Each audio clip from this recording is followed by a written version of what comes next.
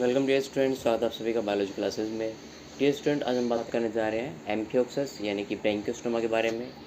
और इससे पहले कि हमने बाकी सारे जो टॉपिक हैं वो डिस्कस कर लिए हैं। अगर आपको प्रीवियस वीडियो देखना है तो डिस्क्रिप्शन में लिंक दिया हुआ है, आप जा कर के इजीली चेकआउट कर सकते हो। देखिए, पेपर में जो क्वेश्चन होता है वो इस प्रकार से आता है। क्वेश्चन नंबर 1, एम्फियोक्सस का वर्गीकरण, स्वभाव, आवास तथा बाह्य लक्षण का वर्णन कीजिए। ये आपको आपके एग्जाम में पेपर में इस प्रकार से क्वेश्चन मिलेगा। इस क्वेश्चन को किस प्रकार से हल करना है, यहाँ पर आपको कंप्लीट नोट्स मिलेंगे।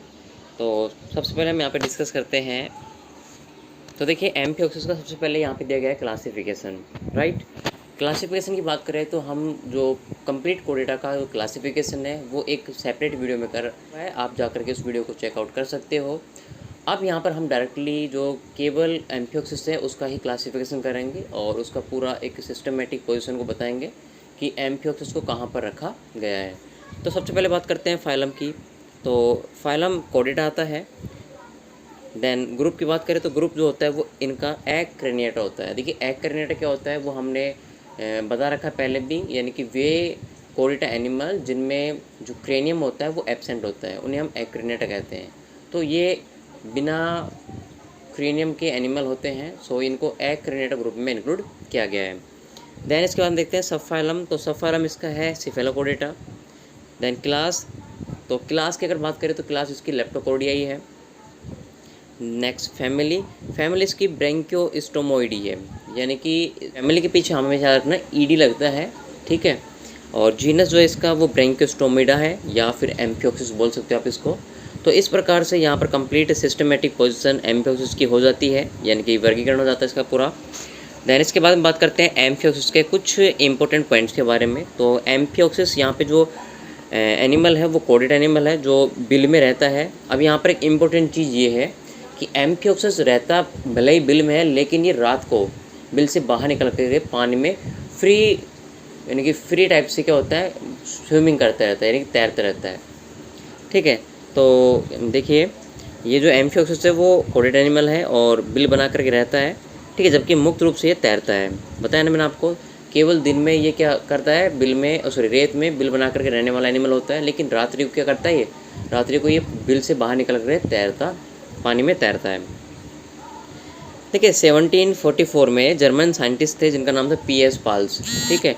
उन्होंने इन एनिमल्स को मोलस्क स्लगन मान करके इनका नामकरण किया, ठीक है। और इनका जो नामकरण किया लाइमैक्स बेंचुलेटस था, ठीक है।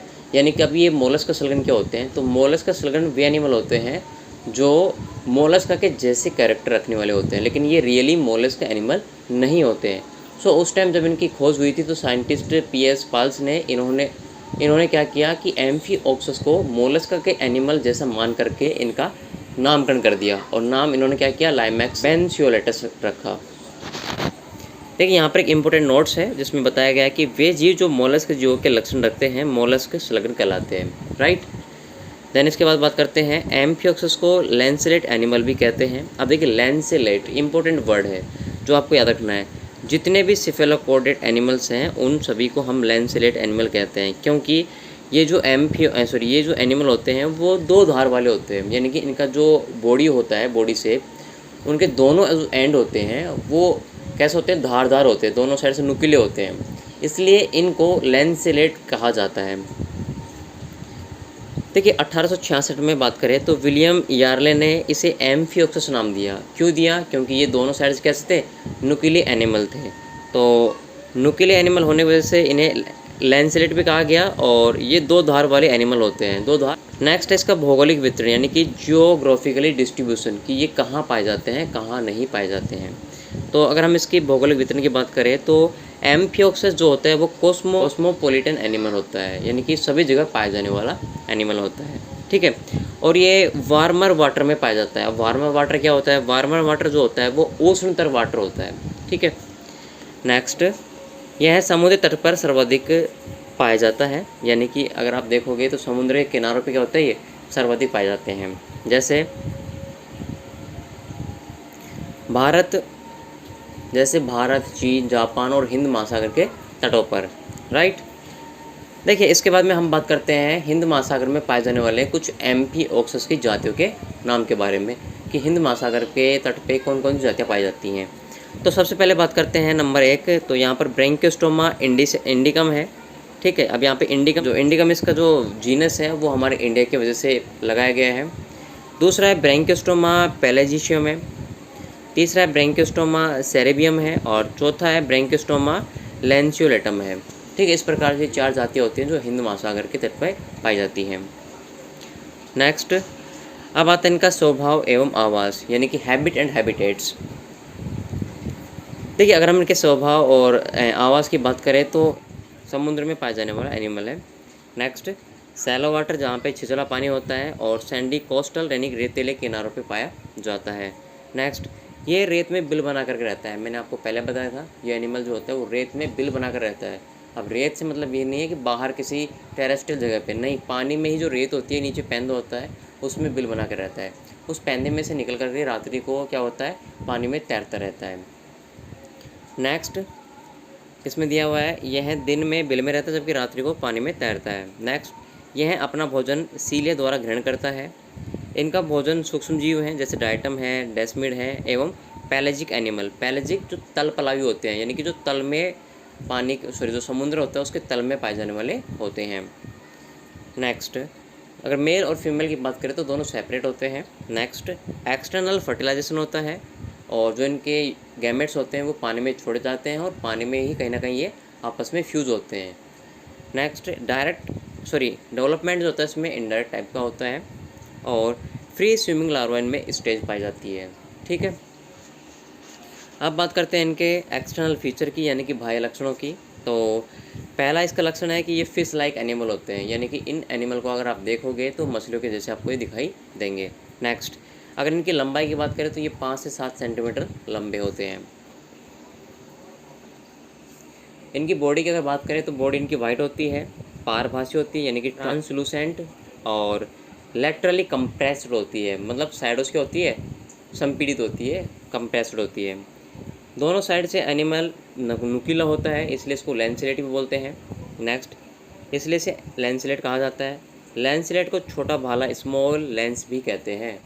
शरीर की बात करें तो स्ट्रीम लाइन होता है, मतलब धारा रेखित होता है, और रडर के समान होता है। रडर क्या होता है, पतवार होता है, नाव को धकेलने के लिए जो काम आता है उसको बोलते हैं रडर।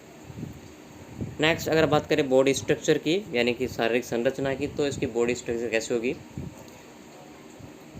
देखिए, फर्स्ट पॉइंट, इसमें एम्फियोक्सिस में हेड जो होता है वो एब्सेंट होता है, यानी कि एम्फियोक्सिस में हेड बिल्कुल भी प्रेजेंट नहीं होता है। दूसरी, अगर बात करें बॉडी पार्ट्स के, तो बॉडी का जो पार्ट्स होता है वो 2 भागों में डिवाइड होता है, एक ट्रंक और दूसरा जो होता है टैल होता है। ठीक है, मोस्टली जो बॉडी के पार्ट होते हैं वो ट्रंक वाले पार्ट में होते हैं, जबकि टैल वाला पीछे का पार्ट होता है। ठीक है, सबसे पहले बात करते हैं ट्रंक की, फर्स्ट पार्ट की, राइट। देखिए, ट्रंक क्या होता है, बॉडी का अग्र भाग ट्रंक कहलाता है, और यह आकार में बड़ा होता है। इसका साइज कैसा होता है, बड़ा होता है। नेक्स्ट, इसके अग्र भाग में एक नुकीली संरचना निकली रहती है, जिसे स्नॉट या रोस्ट्रम कहते हैं। ठीक है, अगर हम डायग्राम की बात करें तो डायग्राम के अकॉर्डिंग देखिए, ये वाला जो पोर्शन है वो कंप्लीट क्या है, ट्रंक वाला पार्ट है, जबकि इसके पीछे वाला जो पार्ट है वो पूरा पूरा क्या है, टैल वाला पार्ट है। ठीक है, इस प्रकार से जो एम्फियोक्सिस होती है उसकी बॉडी 2 भागों में डिवाइड होती है, पहला पार्ट और ये दूसरा पार्ट। ठीक है, देखिए अब इसके और जो फीचर हैं उनको डिस्कस कर लेते हैं। देखिए, रोस्ट्रम के नीचे ओरल हुड होता है, ठीक है, जिसे हम मुख छंद कहते हैं, और ओरल हुड पर 20 से अधिक क्या होती है, ओरल सिरी पाई जाती है। क्या पाई जाती है, ओरल सिरी पाई जाती है। अब ओरल सिरी क्या होती है, ओरल सिरी एक प्रकार से लाइन की जैसी संरचना होती है, जो कि बॉडी के टैल वाले पोर्शन पर पाई जाती हैं। ठीक है, ओरल सिरी को हम टेंटिकल्स भी कहते हैं, यानी कि स्पर्शक भी कहते हैं। और ओरल हुड प्यालीनुमा जैसी संरचना होती है, जिसे हम वेस्टिब्यूल या प्रगाढ़ कहते हैं, और वेस्टिब्यूल को ही हम यहाँ पर क्या बोलते हैं, ओरल कैविटी बोलते हैं, यानी कि मुख गुहा बोलते हैं। मुख के पीछे का जो पोर्शन होता है वो पूरा क्या होता है, माउथ कैविटी या फिर ओरल कैविटी कहेंगे। ठीक है, देखिए, ओरल हुड के पीछे क्या होता है, एक खड़ा पट होता है जिसे वीलम कहते हैं। ठीक है, अब वीलम यहाँ पे एक इम्पोर्टेंट स्ट्रक्चर होती है, जिसके अकॉर्डिंग जो एम्फिओक्सिस होता है वो मूव करता है। ठीक है, अब वीलम के ऊपर अनेक क्या होते हैं, सीले लगे होते हैं, जिससे यह क्या करता है, भोजन ग्रहण करता है। वीलम में क्या होता है, एक छिद्र होता है वृत्ताकार, जिसे हम आंत, मुख या एंटेरोस्टोम कहते हैं। देखिए, यहाँ पर ये जो एम्फियोक्सिस का डायग्राम है। इसमें आगे वाला जो पोर्शन है वो माउथ है, लेकिन यहाँ पर हेड जो पार्ट है वो एब्सेंट है। यहाँ पे आपको कोई भी हेड पार्ट देखने को नहीं मिलेगा, ठीक है। इसके पीछे क्या होता है, इसके पीछे यहाँ पर माउथ के पीछे अगर आप देखोगे तो यहाँ पे बहुत सारे क्या होते हैं, गिल स्लिट्स होते हैं, यानी कि फेरेंजियल स्लिट्स होते हैं। और इसके पीछे क्या होती है, इसके पीछे जो होता है यहाँ पर क्या होती है, ओरल कैविटी होती है। देन इसके पीछे क्या होता है, इंटेस्टाइन होती है। और इस लास्ट में क्या होता है, इसका एनस होता है।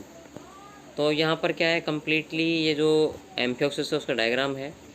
इसके बाद आता है दूसरा पार्ट है जिसे हम बोलते हैं टेल। एम्फियोक्सिस की बॉडी का पश्चिम भाग टेल कहलाता है। यह आकार में कैसा होता है, छोटा होता है। इसके बाद में पॉइंट आता है अर्टर्स, यानी कि छिद्र। अब ये पार्ट जो होता है वो क्या होता है, ट्रंक वाले भाग पर होता है। और 3 प्रकार के इसमें क्या होते हैं, छिद्र पाए जाते हैं एम्फियोक्सिस में, राइट। पहला प्रकार का जो छिद्र है उसे हम माउथ कहते हैं, और जो माउथ है वो सबसे आगे का पार्ट होता है। यानी कि रोस्ट्रम के नीचे एक छिद्र होता है जिसे क्या बोलते हैं अपन, माउथ कहते हैं, राइट। माउथ जो होता है वो चारों ओर से ओरल हुड से घिरा रहता है। माउथ के पीछे वेस्टिब्यूल अर्थात मुख गुहा पाई जाती है। इसके बाद बात करते हैं दूसरे पोर की। तो यहाँ पर दूसरा पोर जो है वो एट्रियोपोर है। डायग्राम में आप देख सकते हो ये वाला।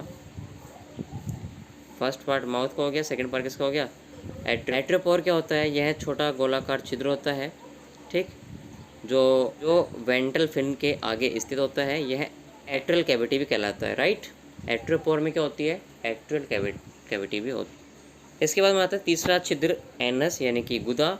और यह आहार नाल का अंतिम भाग कहलाता है, राइट। सबसे लास्ट का जो पार्ट होता है आहार नाल का वो एनस कहलाता है। और इसके चारों ओर आपको कोडल फिन देखने को मिलेगी, राइट, क्योंकि कोडल फिन जो होती है वो टेल वाले पोर्शन पे पाई जाती है। देखिए कोडल फिन के आधार पर मध्य अधर रेखा के ऊपर स्थित होता है कौन, एनस।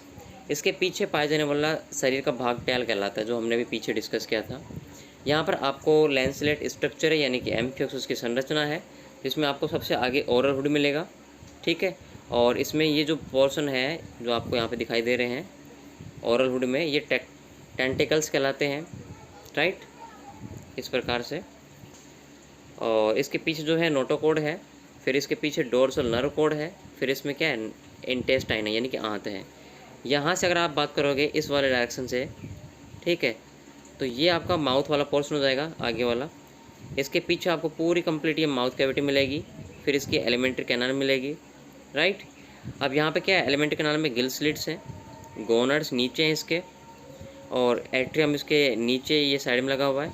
और लास्ट में इसका जो पोर्शन होता है वो एट्रियोपोर कहलाता है, ठीक है, जिसमें एट्रियल कैविटी होती है ये वाली।